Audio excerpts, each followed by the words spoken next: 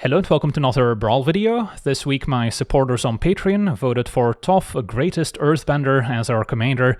This 4 mana 3/3 lets us Earthbend X when it enters, where X is the amount of mana spent to cast her. So the first time around we get to Earthbend 4, but the next time if Toph gets removed and we have to pay the commander tax, that amount is going to go up, going for 6 and then 8 and so forth. And then land creatures we control also have a double strike, so now that 4/4 Earthbended land can potentially hit for 8, so that can hit pretty hard. Toph also works well with any other effects like Earthbending that lets us turn lands into creatures. We also have a bunch of creature lands in the mana base, which will also benefit from having Toph in play, as they will also pick up a double strike, so there's plenty of synergy throughout. Although there's one creature land in particular that we're very interested in getting in play and Earthbending onto, and that is Inkmoth Nexus, which is only 1 mana to turn it into a 1/1 flying creature with Infect. And there's not many Infect cards on Arena, but if they hit the opponent, they get to apply that many poison counters directly. So it's even better than the Toxic mechanic, and it only takes a single attack from an Inkmoth Nexus if we Earthbend onto it with Toph to close out the game, because instead of being a 4/4 creature, once we animate it, it's going to be a 1/1 creature with 4+1 counters on it. So it essentially hits for 5 with double strike, flying, and Infect. So it's only one attack to apply 10 poison counters and to win the game. So we're gonna jump through some hoops to try and assemble that 2-card combo. So now if we take a look at our deck breakdown, I've split it up into a few different categories, starting with our more generic mana acceleration, because if we want to play Toph, animate Inkmoth Nexus, and attack with it, that's going to cost us 6 mana total, so then we want to ramp a little bit, and putting additional lands in play can also synergize with our landfall cards, which we have throughout. Then we've got more Earthbending cards to synergize with Toph, so we have more lands that will have double strike, or as a backup to Toph in case Toph gets countered or removed. We have more ways to Earthbend onto our lands and potentially animate some of our creature lands in the process. And then we've got more +1 counter synergies, since these also play very well with the Earthbending mechanic, maybe enhancing the amount of +1 counters we get, which will then also apply when we go to Earthbend. And then we've got an entire section dedicated to tutoring up non-basic lands, so these can help us find the Inkmoth Nexus if we don't have one already, but there's a ton of other utility lands throughout that we can now more reliably access. And then our miscellaneous section has some 1 mana instants to protect our creatures from removal, so these can also interact with opposing instant speed removal spells that maybe try and remove the Inkmoth Nexus before it kills them. And then we also have some other ways to recur lands out of the graveyard in case they get destroyed, as well as Ashaya, which is particularly synergistic with Toph, as we now turn all our creatures into lands, so they will now also all have double strike. And then we've got some other lands that we wouldn't mind Earthbending onto because they're indestructible or have hexproof, so those also make for great Earthbending targets. And then we've got a ton of creature lands that can also maybe benefit from additional +1 counters, because then once we pay the mana to activate them, they will get even larger. So that's our deck in a nutshell. Now for the deep dive, starting with our traditional mana acceleration. At 1 mana, we've got some mana creatures with a Birds of Paradise, Halfling, Elvish Mystic, and Llanowar Elves. Exploration lets us play an additional land each turn, especially synergistic with effects like the I Still Explore, which also lets us play an extra land, but also lets us replay lands out of the graveyard. So this one's especially synergistic with our fetch lands, which we can now replay over and over again. Then there's also the Loam Speaker as another mana elf, but it also has the ability to turn a land into a now 4/4 elemental creature with haste, upgraded from the paper version, which is just a 3/3, so that can also benefit from Toph on the battlefield to give it double strike. Then we've got more ways to put extra lands in play with Explore. There's Farseek, which can also get our red-green dual lands, and a Rampant Growth, and the new Shared Roots can also get an extra basic. Then the Fanatic of Ronas can potentially tap for 4 green mana if we control a 4-powered creature, can also eternalize it out of the graveyard. And then we've got more landfall synergies here, with Lotus Cobra making a man of any color with landfall. It's another card we want to combine with our fetch lands if possible. And very similar is Nissa, Resurgent Animist, can also find additional elves and elementals with the ability if we triggered it twice. And the Provisioner can make us additional treasure tokens, so that can also accelerate our mana. And then we also have Escape to the Wilds, digging 5 cards deep, letting us play an additional land, and we have access to those cards until the end of our next turn. Then we get to our earthbending cards, where of course we have Badger Mole Cub, also very synergistic with other earthbending lands, which now tap for an additional green, and also very good with our mana elves. The Earthbender Ascension can eventually reward us by putting additional +1 counters on our creatures and giving them trample until end of turn if we trigger landfall once we have 4 or more quest counters. There's the Earthbending Student, giving our land creatures vigilance. Toph, the Blind Bandit, will just Earthbend 2 when it enters, but its power also scales with a number of +1 counters on our lands.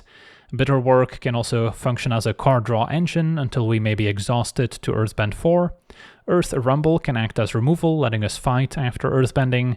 Solid Ground will enhance the number of +1 counters we get, similar to Hardened Scales, which is in our +1/+1 counters section, but this of course also lets us immediately Earthbend 3, which essentially turns into a 4/4 creature. And then there's a few more iterations of Toph. There's the Earthbending Master, racking up experience counters with landfall, and then if we attack we get to Earthbend for that amount. There's the Hard-Headed Teacher, letting us Earthbend whenever we cast a spell. Can also maybe return an instant or sorcery from our graveyard to our hand when it enters. And then Boomy Unleashed can let us Earthbend 4, and then if it deals damage to a player, we get to untap all lands we control, and then those lands get an additional attack step. The Legend of Kyoshi is also pretty fun, letting us draw a bunch of cards, then we get to Earthbend, and then we can transform it into Avatar Kyoshi, giving our land creatures trample and hexproof. Or we could immediately cast the 8-mana version of Avatar Kyoshi, which has hexproof in our turn, and then at the beginning of combat we get to Earthbend 8, as well as untapping that land. Then we move on to our +1 counter synergies, where I've already mentioned Hardened Scales to enhance the number of counters we get by 1. The Ozolith can maybe store some counters that were removed from our creatures and then move them back onto them. Eenti is also a way to give us additional +1 counters, as well as trample, so it can be relevant if we need to attack past opposing chum blockers. Bristly Bill and Scythecat Cub, more ways to get additional +1 counters with a landfall this time. Innkeeper's Talent will give us an extra counter each turn, can eventually double the number of counters as well. The 2-mana Ozolith is basically like a Hardened Scales, which can also activate to give us some +1 counters. And then Branching Evolution actually doubles the number of +1 counters we get, so that can also go pretty hard with the Earthbending mechanic, similar to the Earth Crystal, which will also double the number of counters we get, but also discounts our green spells. Although, side note, discounting Toph means we might not get to Earthbend as much, because we didn't pay as much mana for it. And then a Terra Symbiosis, an awesome card draw engine, also very powerful with the Earthbending mechanic. And Ouroboros also doesn't need an introduction, especially good if we can put more +1 counters on it first. And then the Partners can also be a way to give our creatures extra counters and haste. Then we move on to our non-basic land tutor effects, with Crop Rotation being a 1-mana instant, so it can potentially catch the opponent off guard by getting an Inkmoth Nexus end of turn and then setting up the combo. There's Elvish Reclaimer, which first needs to activate for 2 mana, but can also turn into a 3/4 creature for 1 mana, which is respectable. Expedition Map, 1 to play, 2 to activate, a little bit more expensive than Sylvan's Crying, which is just 2 mana to get any non-basic land. The Myco Spawn is 4 mana to play, and then even if it gets countered, we still get to tutor up for any land we'd like. Can also maybe kick it, in which case we get to blow up an opposing land as well. Primeval Titan, legal in Brawl, can search up 2 lands when it enters or attacks. Ulvenwald Hydra will simply get 1 land, but also scales with a number of lands in play with reach. And Nylea's Intervention can either search up X lands to put in hand, or we can potentially deal damage to flying creatures as well, so it can also maybe clear a path for the Inkmoth Nexus. And then our miscellaneous section just has the 1 Lightning Bolt as our only instant speed interaction, really. There's a Royal Treatment, as well as Snakeskin Veil and Tyvar's Stand as instant speed hexproof tricks. We also have a Renan 6, also very synergistic with some of the exploration effects to play additional lanes, very good with our landfall cards and fetch lanes. Kodama is also great with Earthbending, as those lands will have trample, and if they hit the opponent we get to search a basic. There's a Blossoming Tortoise, which can discount the activated abilities of our lands, so they become cheaper to activate. Inkmoth can become free to activate, in fact, and then land creatures get +1/+1, and the Tortoise, when it enters or attacks, can also recur lands out of the graveyard, so also very nice with our fetch lanes. And then we mentioned Ashaya, turning all our creatures into lands, so they can also maybe pick up a Double Strike. Nissa, Vital Force, can also potentially turn a land into a 5/5 creature after untapping it, and then the -3 could return something from the graveyard, although we can pretty quickly set up the -6 emblem, which now with landfall essentially draws us a card if we'd like, so that can also be very powerful to set up. And then our utility lands include Arena of Glory to maybe give our creatures haste, especially nice with a Primeval Titan. Biasing Sake can repeatedly let us Earthbend, great against control. Boseiju, if we have it in hand, can maybe blow up artifacts or enchantments or opposing non-basic lands. Castle Garenbrig can be helpful in casting some of our green 6-drops and more expensive spells. And then we've got a ton of creature lands, a Lair of the Hydra. Treetop Village I would not necessarily recommend crafting, since apparently it requires a mythic wildcard, but yeah, normally this is kind of an uncommon, but still pretty powerful as it has built-in trample. Raging Ravine can keep picking up additional +1 counters if we animate it and it attacks. The Ridgeline is pretty interesting, since this one still lets us untap another attacking creature and give it 2 additional power, even without activating the Ridgeline itself, so that's even more synergistic with the Earthbending mechanic, but of course we can also pay the 4 mana to make it even bigger. And then we also have a few indestructible lands, which are great to Earthbend onto. There's a Bridge entering tapped, as well as Cascading Cataracts and Darksteel Citadel, and even a hexproof land here with Valgavo's Lair, so another good one to Earthbend onto. Then we also have the Blinkmoth Nexus. This one does not have Infect, but can also potentially pump up another Blinkmoth creature, so it does have synergy with Inkmoth Nexus. Then we've got our Cavern of Souls to maybe make some of our creatures uncounterable against blue control decks. And then we also have the Rumble Arena with built-in Vigilance to Earthbend onto, and Secret Tunnel, which by default cannot be blocked. It's another great target to potentially set up a large creature and attack the opponent. Otherwise, lots of mana fixing, of course want enough basics to keep searching up with our many fetch lanes, which are also great at enabling a landfall. So yeah, that's our deck. Now let's jump into some games and see how the deck does. Alright, we're on the draw, facing Cloud X Soldier, so equipment. My hand is reasonable. Don't quite get to play birds on turn 1, however. But yeah, we already have the Inkmoth. Nissa can also turn lands into creatures, there's a tortoise, so there's enough going for us. Now I could still play the birds, probably worth it, also enables the Verge. And then maybe go Cub into a tap land. Opponent does have the Stoneforge, however, so that can tutor up all sorts of living weapon equipment that they get to cheat into play next turn. And gets Forge and Frontier also, of course, makes sense against a red-green deck. But at least that'll take them a little bit longer to get going.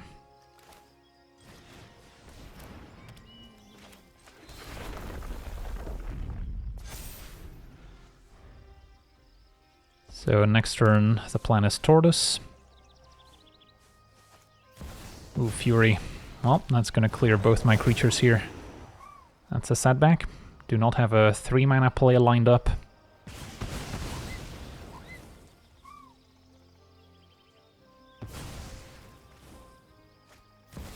And our opponent gets to deploy the sword now. Well, at least the fetch lands lets me surveil and gives me a guaranteed land for Tortoise to get back. Now Stoneforge can help them ramp by playing additional lanes out, maybe finding some extra cards in exile they get to cast. Alliance Sash and open the armory, so they can maybe tutor up another equipment. Opponent goes for Alliance Sash. Could be relevant against our Blossoming Tortoise, but they can't activate it right now at least.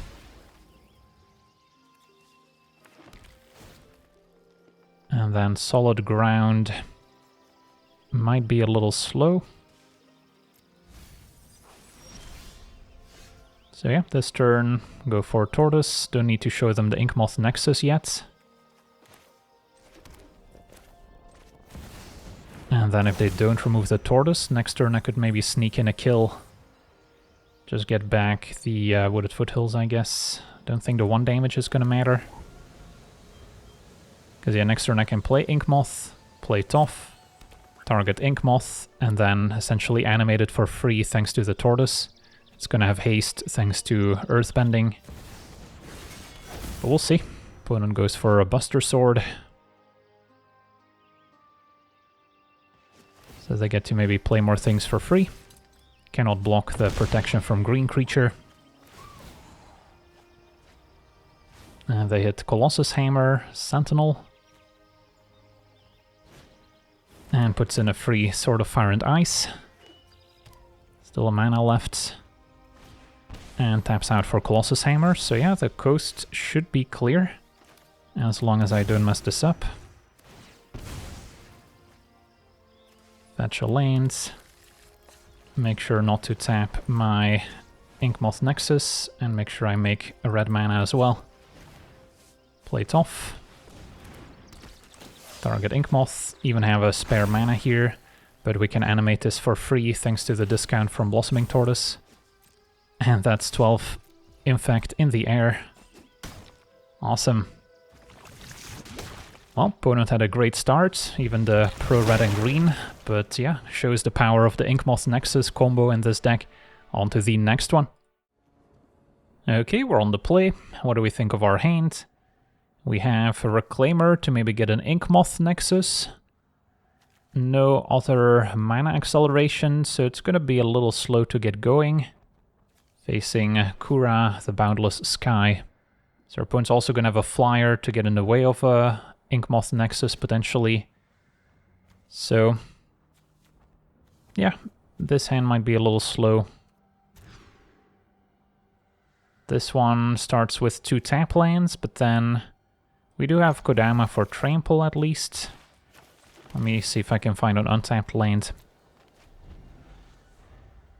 Renan 6 good with a fetch land if we can find one of those. For now, could just play the Fanatic, which might have the highest upside over Farseek. Since we already have the Surveil land in play, which is often what we want to get. Could go for Earthbender Ascension and get an extra land. Yeah, that sounds fine. Target the Surveil land in case it dies and we get to trigger it again.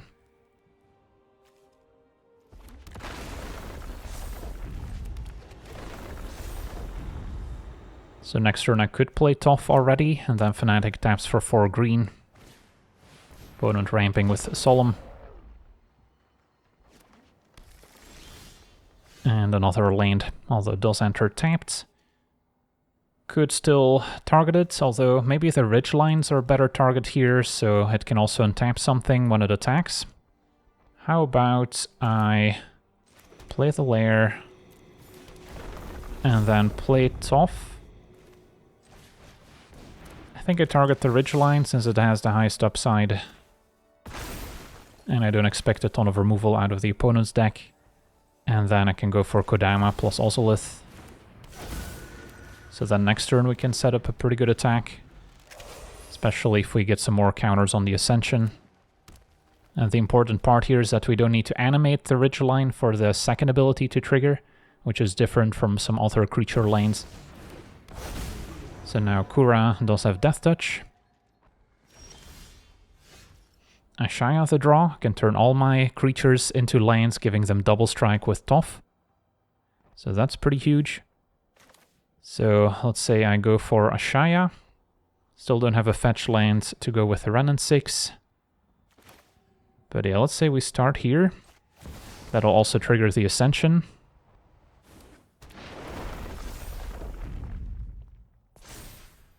Counter on Kodama, so it has a clean attack into Kura. Farseek will trigger a landfall as well. Don't have many options left. And that could target Toph. And now we can set up a massive attack. Can even send in the district if it comes back, that's fine. And we'll pump up maybe Kodama.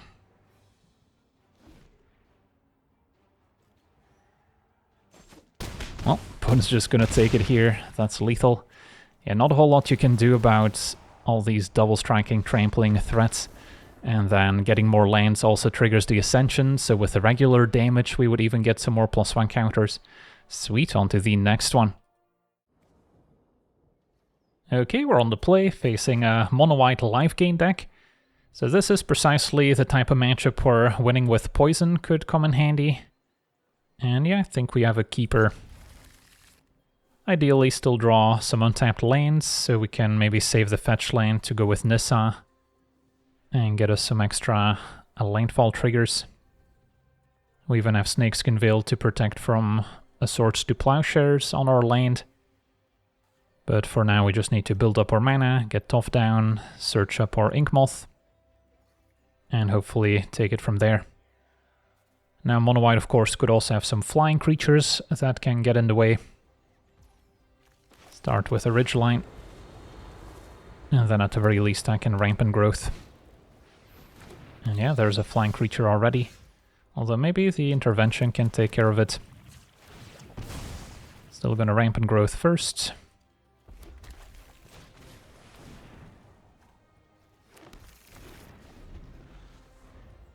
Best case, draw another fetch lane to go with Nissa.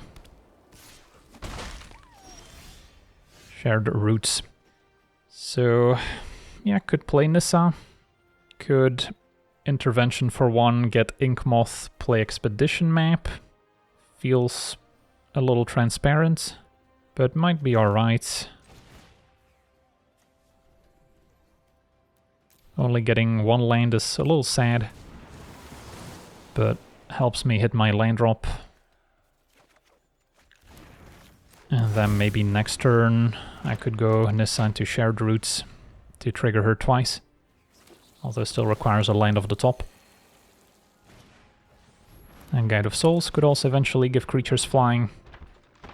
And Haliya is gonna get to draw a card here.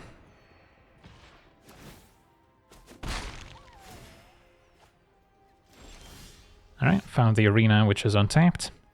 So Nissa into arena. Make a green. Play Shared Roots.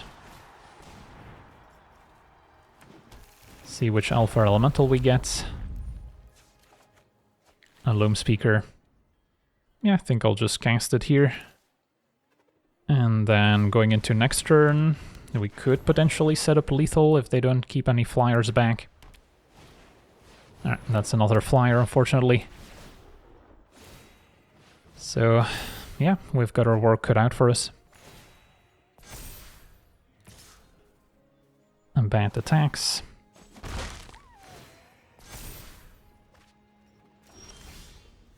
Find a fetch land. So I can start there.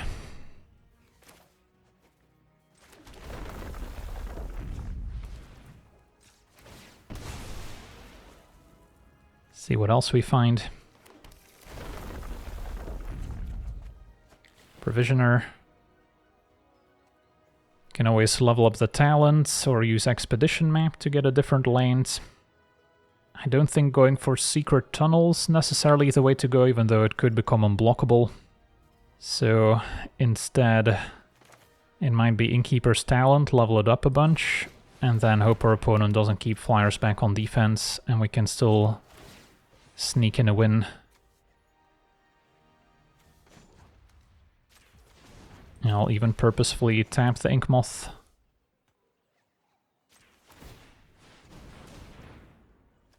And do I play the Provisioner? Sure. Put some counters on it. No attacks.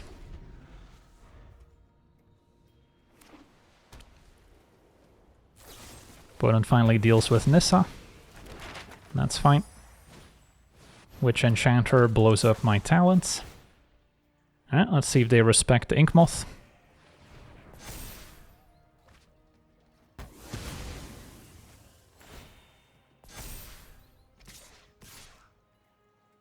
And they do not. Got Snakeskin Veil for protection, so that should cover most angles. So yeah, just gotta tap carefully now. Play Toph. Earthbend onto Inkmoth.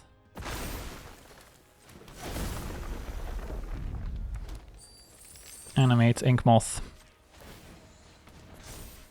5 power, flying, double strike, infect. And that's how you beat the life gain deck. Sweet. On to the next one. Alright, we're on the play, facing Davriel, mono black control. My creatures are somewhat likely to get removed, but I still like this hand. Not in a hurry to play the Elvish Reclaimer, can just start with a Raging Ravine.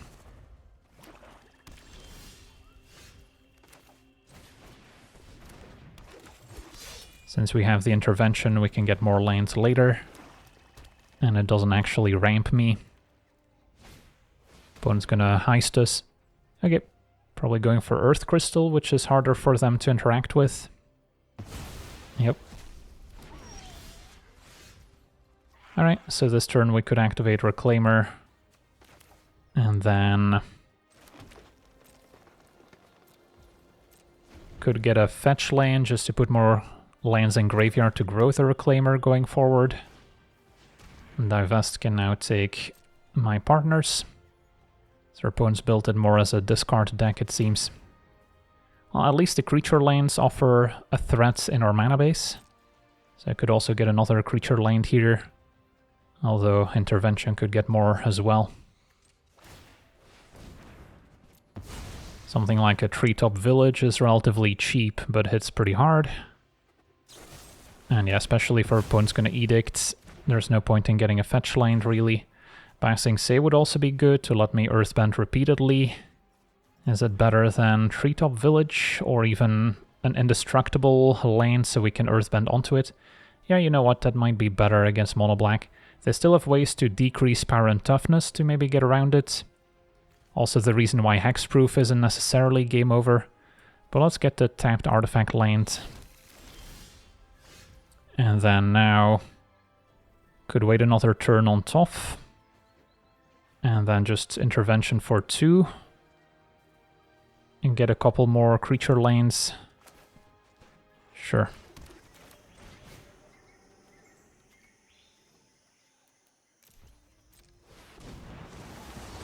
Also don't hate Passing Say. And then I guess we could go for the Inkmoth. Could also consider getting Castle Garenbrig in case I need to replay Toph several times, but that's not going to be relevant right away. So I kind of like the Inkmoth still. Alright, so we've got a plan. Opponent's got a Davriel, in which we can immediately attack down. First iron out the details, then tea. So they get to gain life when drawing cards, but their creatures are also smaller. Escape to the Wilds is a pretty good draw, but I feel like I need to finish off Davriel. And I could do so with either Raging Ravine attacking or Toph animating probably the bridge. Let's do that. Could also give Toph haste with the arena, to be fair, so options aplenty. But we'll keep that mana available for escape next turn. Make a 4/4 double strike indestructible creature. Clearly, I need better clients. So Inkmoth is still kind of a backup plan in case they somehow manage to deal with the bridge.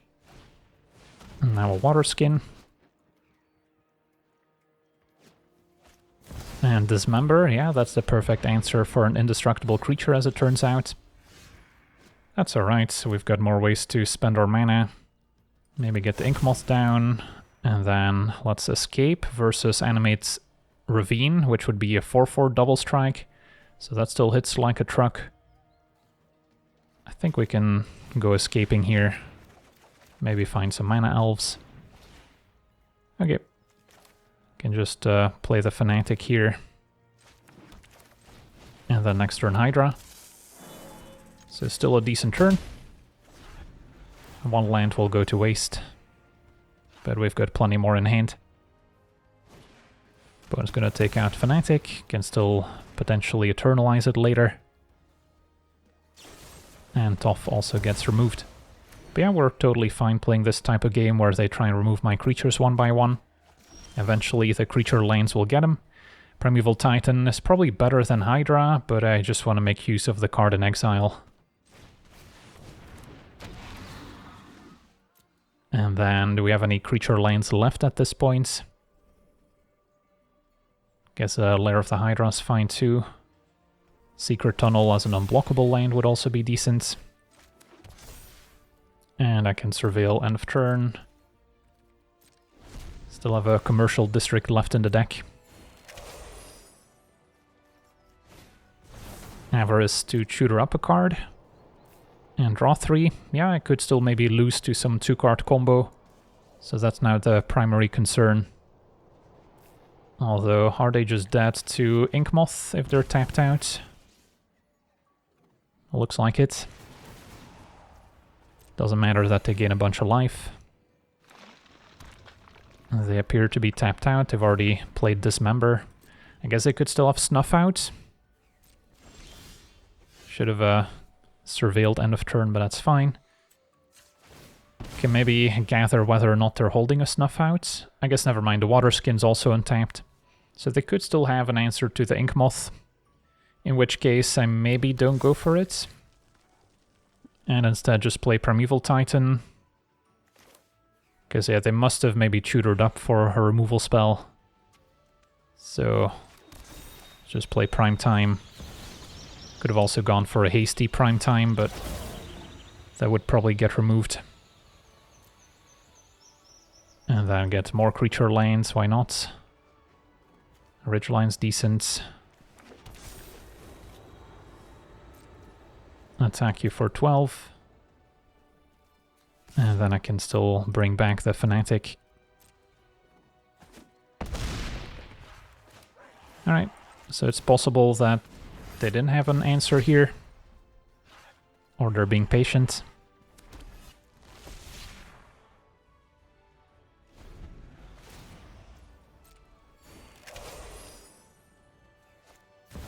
A Grief. That's fine. Can bolt their face, I guess. But I was gonna sack the Grief to Phyrexian Tower to make extra mana. So they could cast something big. With the Davriel emblem, they could get something like Peer into the Abyss, which now will gain them a ton of life in addition to drawing half their library.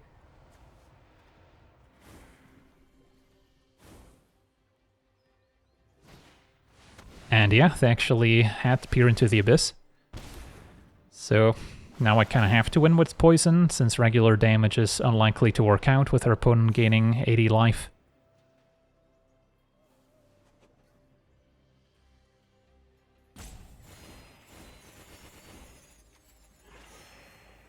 Have they played a land yet is a question. Opponent's at 91. They know my hand is nothing. Now they're pretty likely to have drawn a Snuff out if they have it in the deck. Which could still deal with my Inkmoth Nexus. So yeah, maybe I rested on my laurels a little bit too much. And our opponent even has a Reliquary Tower in play, so they will not have to discard to hand size. So their biggest challenge is just sorting through a 40-card hand. Fatal Push would still deal with a Fanatic. So they would sort of be incentivized to cast it now if they're not playing around my Inkmoth. Our opponent's gonna march for 6. Deal with Titan. So now the only card I'm worried about would be, I guess, Fatal Push with a Water Skin. Snuff Out comes to mind. I think we still go for it here. So play this, targets Inkmoth.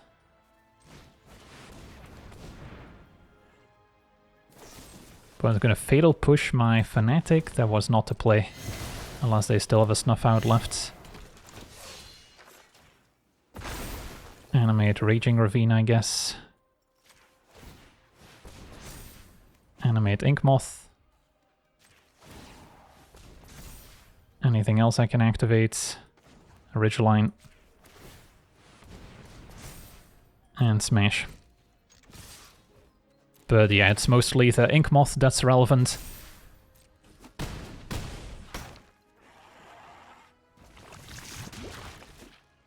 "18 poison in a single attack, so it doesn't matter that you're at 90 life. Sweet, on to the next one.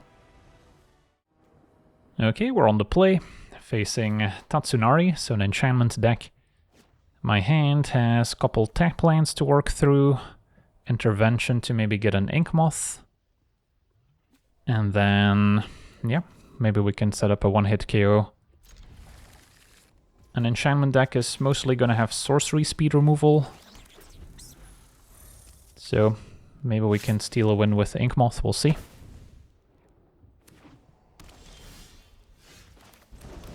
For now, explore, play tap lands, and maybe get the Earth Crystal down before we intervention for 2 or 3. Could be okay, not in a hurry to play Toph.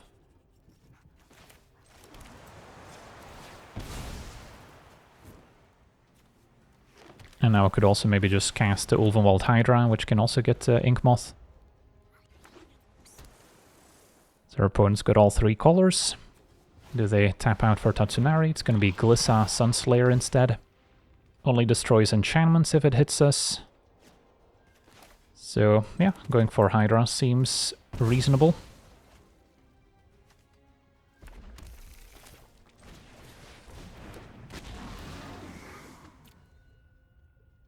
And get Ink Moth.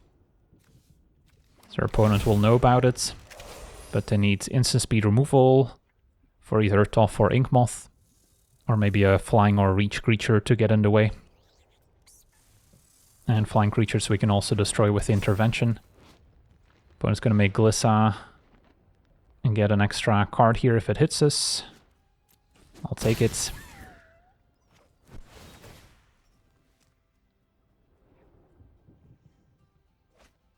Now the ability to remove counters could actually be relevant to shrink down an Earthbended land. Loam Speaker's fine, so is our opponent fully tapped out here? Well, looks like it. Alright, I guess we get to get a quick and easy victory. Animate Ink Moth.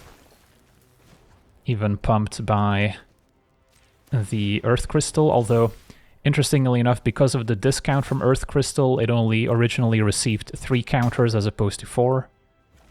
But yeah, 7 power poison double strike is still lethal in a single attack. Sweet, on to the next one.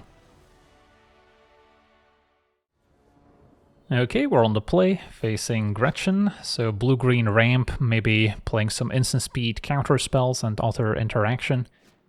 This hand has potential. Lightning Bolt can maybe deal with a Mana Elf. So I'm gonna start by getting Stomping Ground. Yeah, let's use the Scalding Turn, I guess. Play Expedition Map, and then next turn I can either activate Map or use the Bolt, and then maybe get a Surveil land as well. Now Lightning Bolt does not answer their commander cleanly, but they might have some other creatures we can remove. Like this halfling. Okay. Stick to the plan. There is an argument for holding the fetch land until after I play the Earthbender Ascension, but the Surveil here slots in pretty nicely.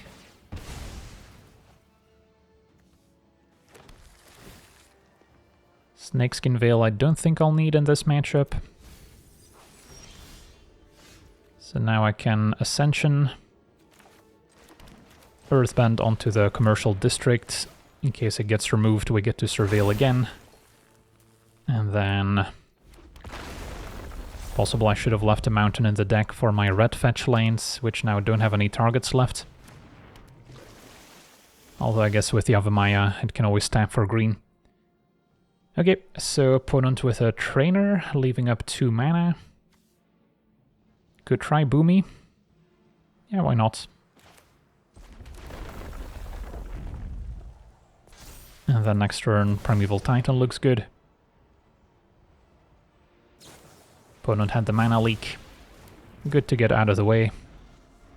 Sadly, don't get to see any additional attack steps with our lanes. Now opponent's gonna pass with Gretchen's ability available, plus any number of counter spells they could have.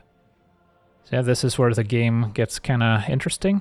Could also Expedition Map, get Cavern of Souls to make Titan uncounterable, which I don't mind. So this turn we just go for Toph. Yeah, that seems okay. Could get the Cavern first for next turn to set up Titan.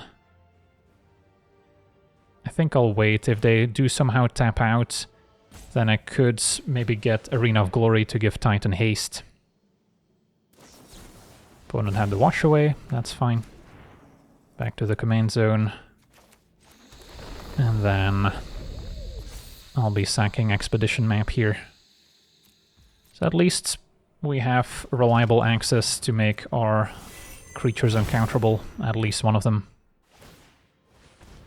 Opponent does still get to activate Gretchen after making a Training Grounds here end of turn, so that's a pretty powerful combo from Alchemy. So now only 2 mana to activate. Tutor can find any creature they'd like. Maybe another way to untap their lands. A Lotus Cobra to make more mana makes sense.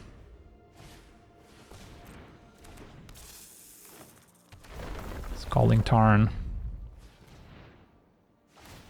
So, yeah, they can potentially go off with Gretchen now. Especially if they hit lands, they get to keep going. We'll see if they keep up mana or not. Mystic Sanctuary can get back a counterspell, like Wash Away. Alright, so I'm not going to be able to get Arena of Glory. Need to get Cavern of Souls.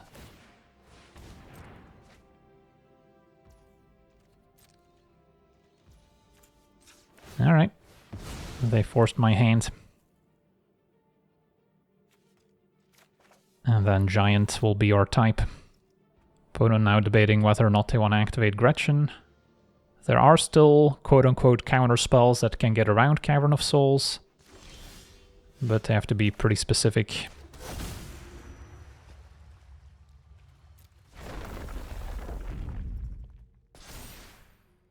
Commercial District picks up more counters. And then probably want to get Inkmoth Nexus. And not sure what else. Gretchen activates twice.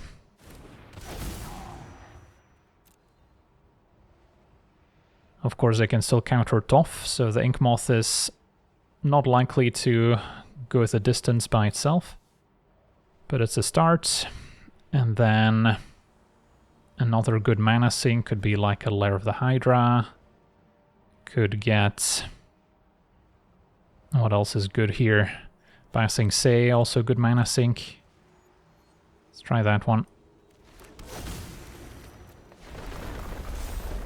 And we'll see if the Titan can keep attacking or not. For now, Commercial District gets in for 5.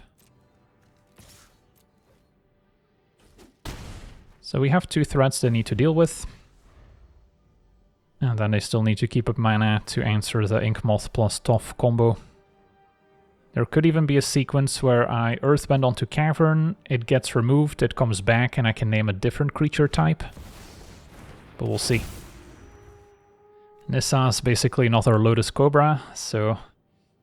yeah, this turn could be pretty bad for me, but opponent's gonna pass it back. Respecting the Inkmoth. So what's my play? I guess I can still play Toph and... likely get it countered. And then I can still play land, play bird. Could also have a Cryptic Command, counter, tap down, but it's going to be a 1-mana wash away once again. At least every time it gets more expensive, it also gives us more counters. So we've got that to look forward to. Could animate Inkmoth to be fair and put a counter on it. Don't hate that idea. Build up a big infect creature over time.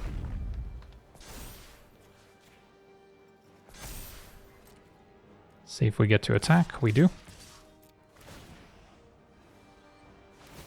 Now Gretchen's gonna draw. And yeah, they could keep repeating this for a while. I Every time they hit a land, it's basically a free activation. Fetch lands are also going to be +2 mana.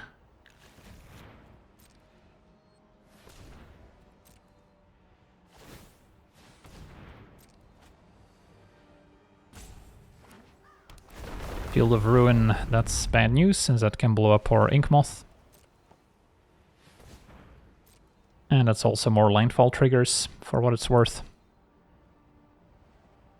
So now, what do I get? More creature lands, probably. Can get a Raging Ravine, maybe a Secret Tunnel.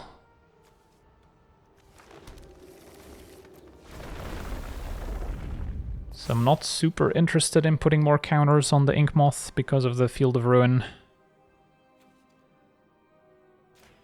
So we'll just grow the Titan,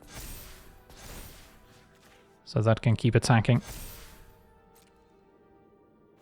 And now if they take out the district, I can get a land and put a counter on the Nexus.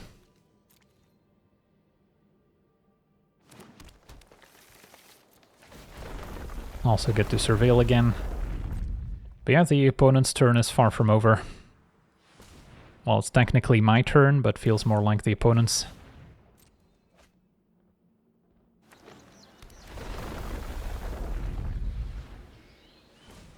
What's the end game with all this mana? Probably just like a Craterhoof Behemoth.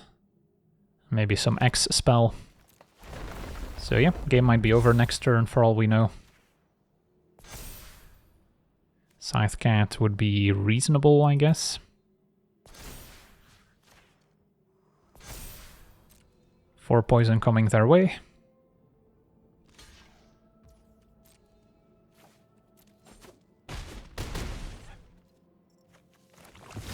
But will I get another turn?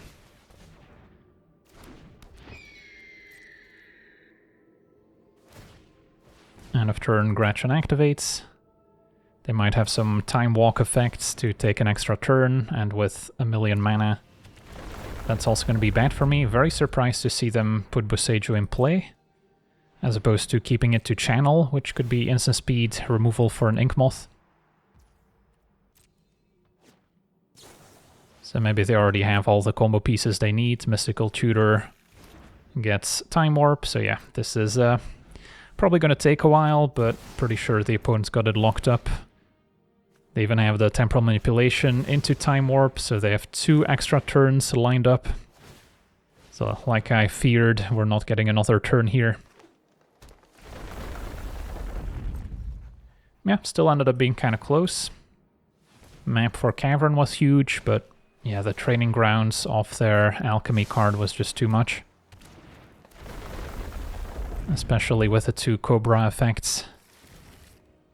Opponent even finding an Elemental with Nissa, Subtlety, can also interact with spells on the stack. And this is one way you can potentially quote-unquote counter a creature that's cast with Cavern of Souls, since it doesn't technically counter. So Shift plus Enter will pass priority, so we don't have to keep clicking continue.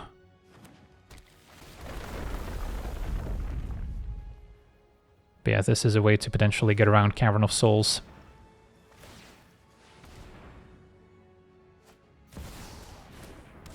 So, opponent can hit for 5.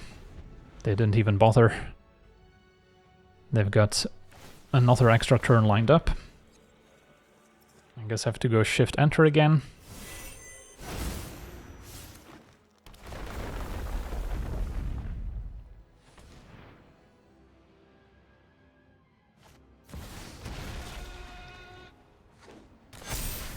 And a finale for 10, getting a Sky Turtle. So no Craterhoof needed, they probably just have more counter spells to make up for it instead.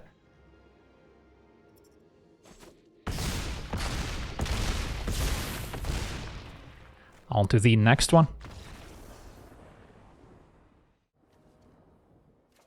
Okay, we're on the draw, facing Dack Fayden, the greatest thief in the multiverse. Our opponent could maybe steal an Ink Moth if I Earthbend onto it, although I guess we just wouldn't turn it into an artifact, so then we're safe. Do not have green on turn 1 for birds, but I think this hand's still decent. Probably not gonna see Avatar Kyoshi in action. But yeah, already having the Inkmoth in hand helps. We've got protection. Opponent's gonna brainstorm here. So next turn go birds, tapped arena is fine. Maybe we can intervention for 2 or 3 just to find a few more lanes or get the ascension going. Now we found the forest. Still just gonna go for birds. Could keep up royal treatment.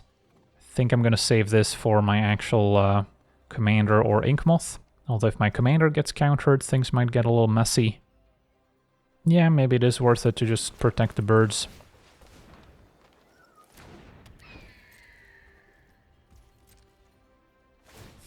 Opponent just cycling a Magma Opus, making a treasure.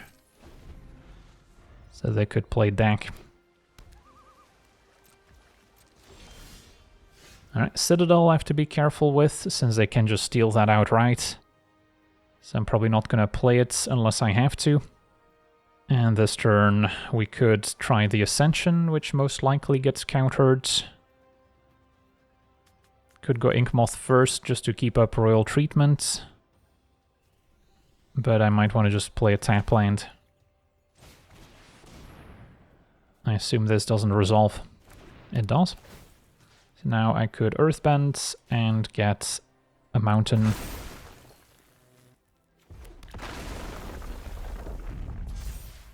Still probably too soon to play Inkmoth out.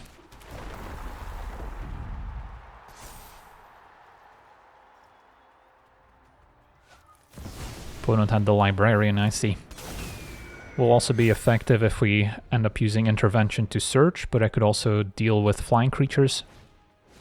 Ooh, Pyroclasm. Well, that's a pretty nice answer here. So they could have flashed this in response to the Ascension to get an extra counter, so I'm surprised they didn't. Now search for Ascanta is fine.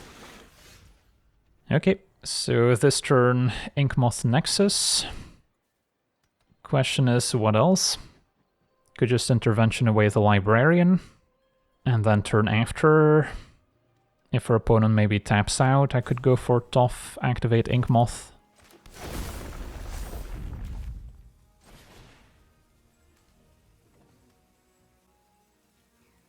Doing it for 2 would be enough already.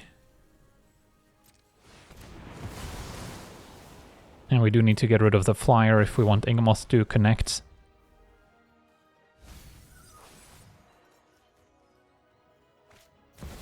Now Brawl crackling wit, so opponent pretty much tapped out here.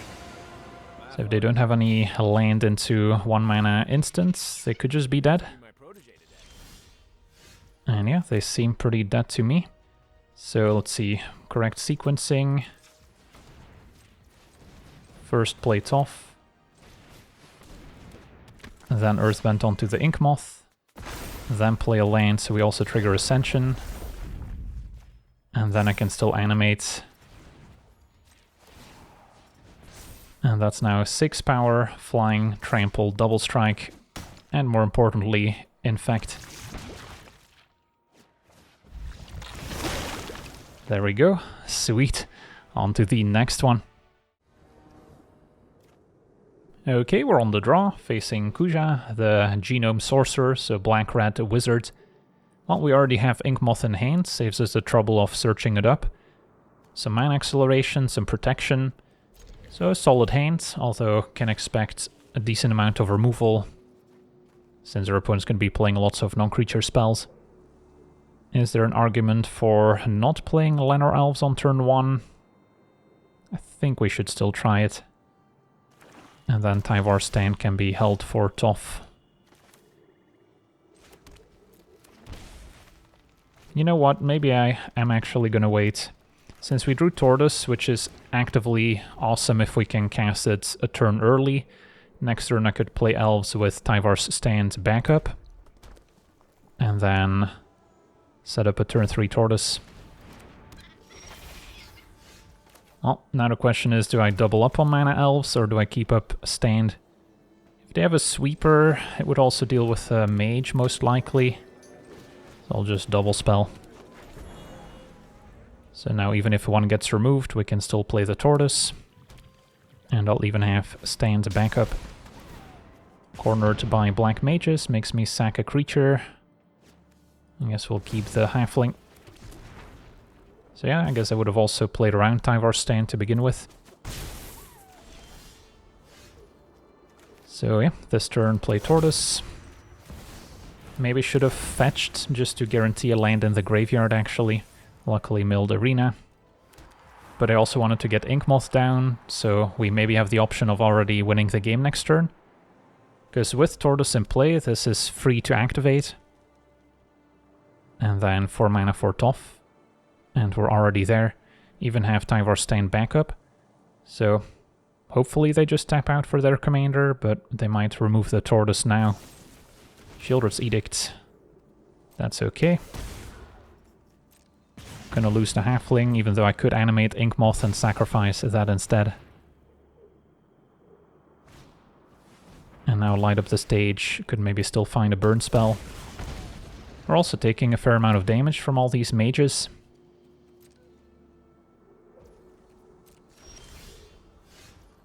So yeah, now we can go for lethal. If they had a lightning bolt for Tortoise, we probably would have seen it already. So, play Toph. Make sure we tap carefully. Don't need to give Toph haste.